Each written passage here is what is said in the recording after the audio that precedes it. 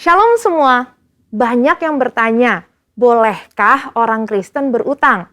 Sebelumnya, mungkin ada dari kita yang sering mendengar penawaran yang sedang marak akhir-akhir ini di berbagai situs pinjaman online. Dan kira-kira bunyinya seperti ini nih. Dengan pinjaman online, semua kebutuhan mendesak Anda dapat dengan mudah dan cepat teratasi. Pengajuan mudah, persyaratan gampang, dan yang paling penting pencairan yang cepat. Karena mudah dan cepat, akhirnya banyak orang jadi tertarik untuk meminjam uang. Padahal, tidak jarang kita mendengar masalah dan isu negatif karena pinjaman online tersebut.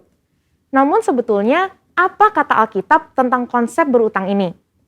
Roma 13 ayat 8 dipahami oleh sebagian orang Kristen untuk tidak boleh berutang sama sekali. Namun, Alkitab penuntun hidup berkelimpahan menjelaskan bagus sekali bahwa orang percaya boleh meminjam untuk keperluan yang serius.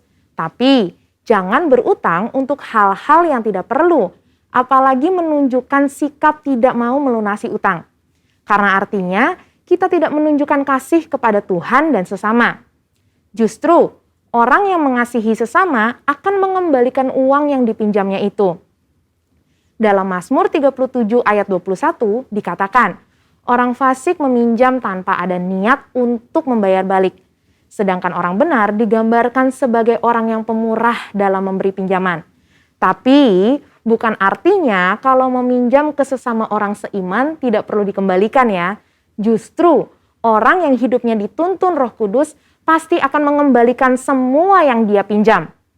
Kisah Para Rasul 20 ayat 35 juga menjelaskan, justru gaya hidup orang percaya perlu jadi berkat kepada sesama dan lebih suka memberi daripada menerima. Selain itu, ketika kita meminjam, kita harus betul-betul mengusahakan untuk bisa mengembalikan semua utang kita. Seperti yang tertulis dalam Roma 13 ayat 7. Sehingga kita sungguh menghidupi gaya hidup yang berintegritas seperti yang Tuhan inginkan. Jadi, setelah kita memahami ayat-ayat di atas, apakah kita boleh berutang? Jawabannya adalah yang pertama, boleh, asal berkomitmen dan harus bisa melunasinya.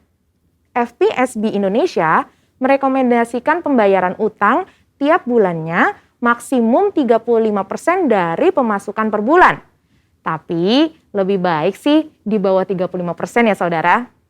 Kedua, boleh berutang asal digunakan untuk hal-hal yang memiliki nilai aset yang cenderung meningkat. Seperti KPR, kredit usaha, biaya pendidikan, dan lainnya yang bersifat mendesak, bukan yang sifatnya konsumtif. Kemudian, boleh berutang asal melalui institusi yang dilegalkan oleh negara, meskipun diminta jaminan atau syarat-syarat yang cukup berat jika dibanding dengan yang ilegal. Dan yang terakhir, jangan berutang itu menjadi gaya hidup kita yang terus-menerus gali lubang tutup lubang.